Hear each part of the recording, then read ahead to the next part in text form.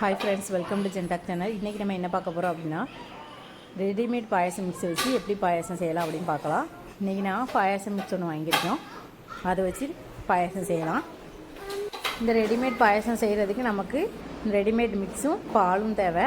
1/2 litre பால் வாங்கிக்கோங்க, நல்லா காய்ச்சி வச்சுக்கோங்க. தண்ணி சேர்க்காமல் காய்ச்சிக்கோங்க. உங்களுக்கு பாயாசம் தண்ணியாக வேணும்னா தண்ணி சேர்த்து காய்ச்சிக்கோங்க. தண்ணியாக வேண்டாம் கெட்டியாக வேணும் அப்படின்னா தண்ணி சேர்க்காமல் நீங்கள் காய்ச்சி வச்சுக்கோங்க.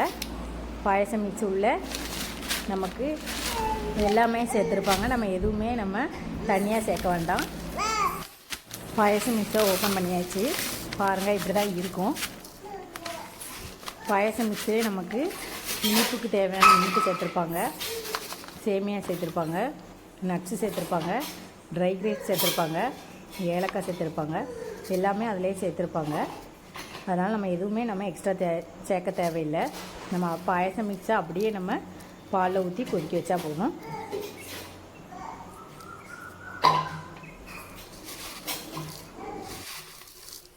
பாலை நல்லா காய்ச்சி வச்சுக்கோங்க.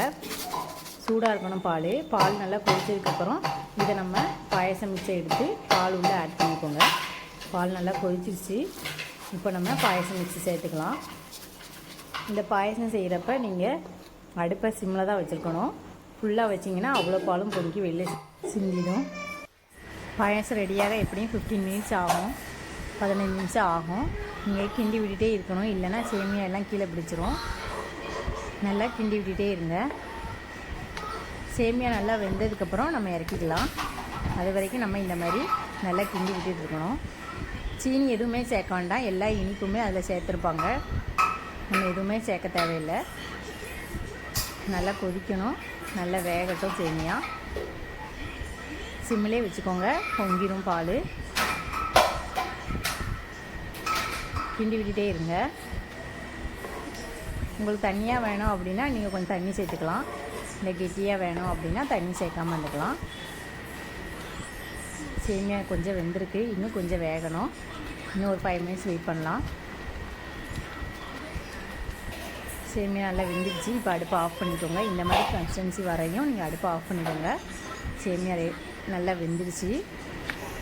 ரெடிமேட் பாயசம் மிக்ஸ் வச்சு பாயசம் ரெடி பண்ணியாச்சு. நீங்களும் ட்ரை பண்ணி பாருங்கள். இது நல்லா டேஸ்டியாக இருக்கும். பாயசம் ரெடி.